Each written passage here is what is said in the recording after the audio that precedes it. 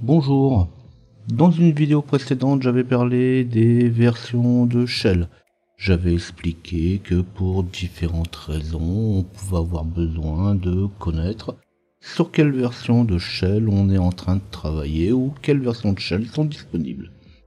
Et bien cette fois, je vais vous présenter comment trouver la version du noyau de Linux utilisée. Alors il ne faut pas confondre distribution Linux et version du noyau. Alors on sait par exemple que Debian, Red Hat, OpenSUSE n'utilisent pas le même système de paquets et n'ont pas les mêmes niveaux de sécurité.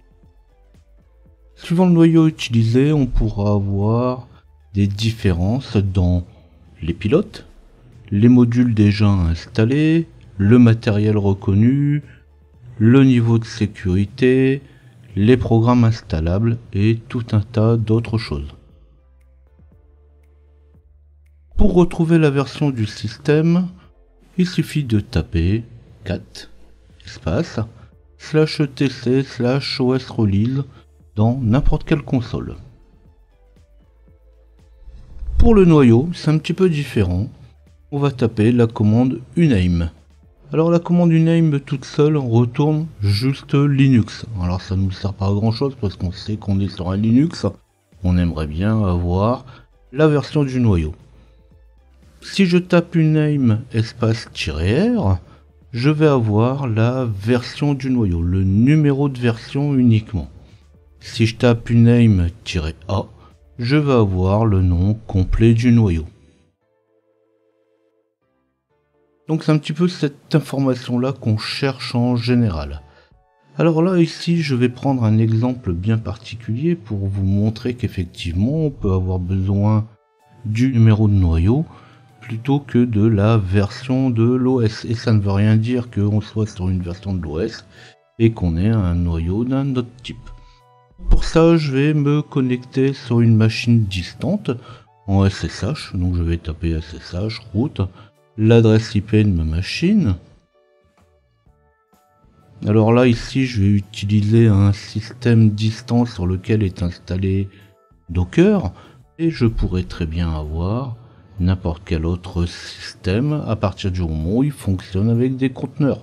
Par exemple LXC, j'aurai exactement la même chose. Et là je vais lancer un conteneur. Donc je vais lancer mon conteneur avec la commande docker run espace -rm-it centos latest bash. C'est-à-dire que je vais aller me connecter directement dans un conteneur CentOS, donc je vais bien avoir une version de CentOS et en bash.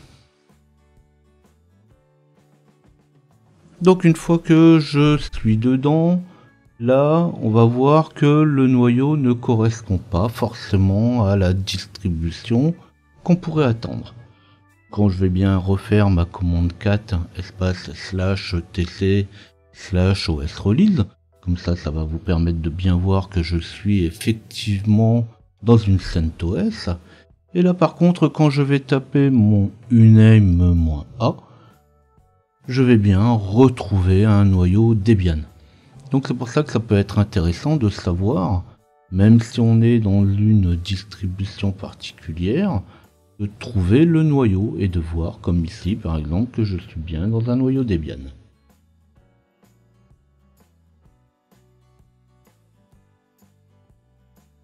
Alors bien sûr, cette vidéo s'adresse à des administrateurs en général, des personnes qui vont avoir besoin de faire des installations particulières ou qui vont avoir besoin de fonctions particulières à l'intérieur de l'OS. Si vous désirez retrouver mes autres vidéos, abonnez-vous.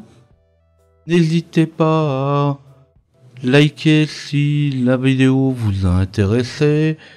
Flashez le QR code pour retrouver mes autres documents ou sinon tapez LJP Info dans Google. Si vous avez des questions, n'hésitez pas à les poser, j'y répondrai toujours. À bientôt.